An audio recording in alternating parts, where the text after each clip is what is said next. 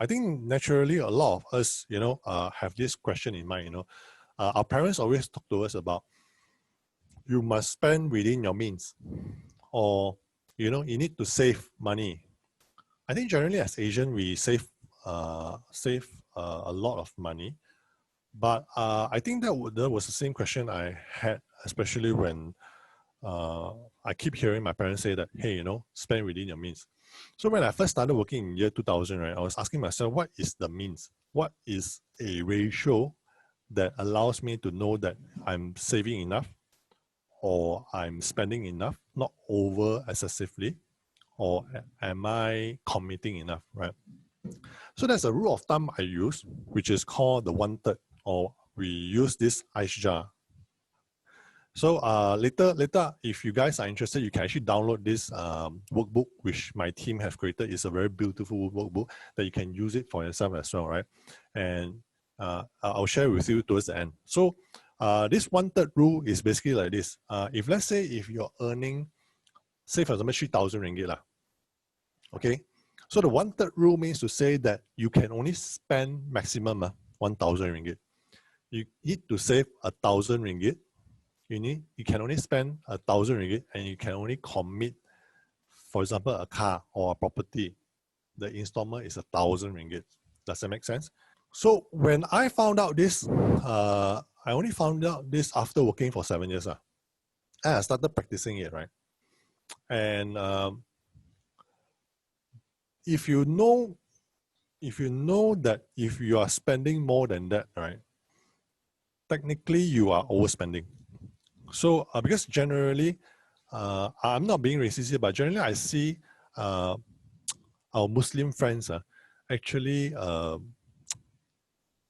they tend to overspend because generally I have a few clients also Muslim, and I just want to share with this story that this client of mine, ever since he knew that I was able to help people turn around their finances and get them out of debt, right?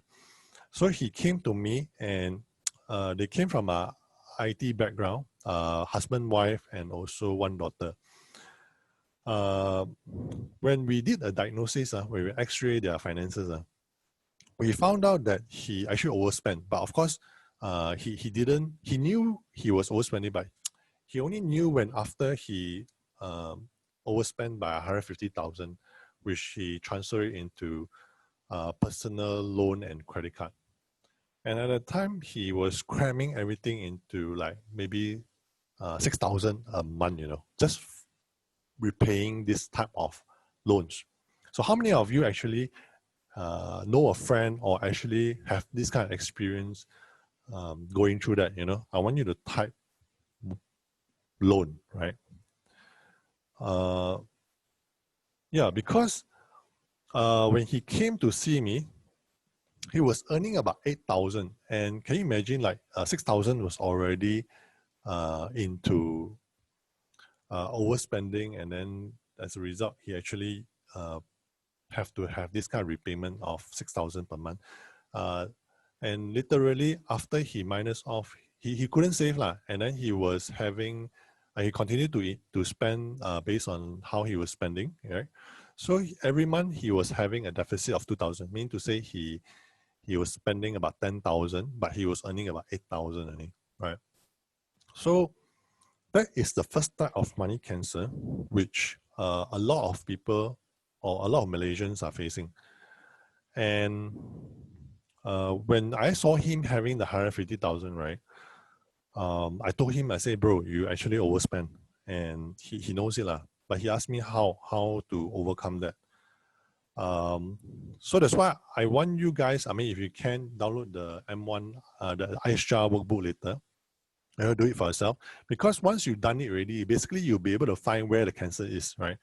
So we found that his cancer was in his personal loan and credit card, which he was paying 6,000, but he could only maybe commit to a maximum of 2,000 to 3,000.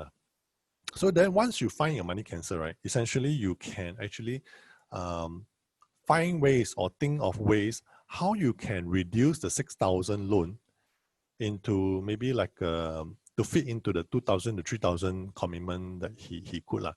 So a lot of people ask me like, hey, how to do that? One way is if you understand the interest rate of credit card 24%, the easiest way is to actually find something or some other loan which is offering at 4 to 6%.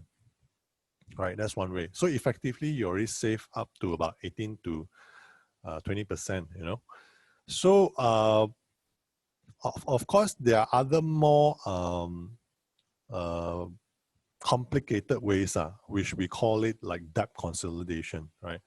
I mean, if you guys want to find out, you are more than welcome to join our session. We actually have a session which we go in depth, sharing with you how to do it, because even after sharing with you guys, sometimes it's not so simple if you're not from the financial background, right? So another way would be how you can reduce the installment.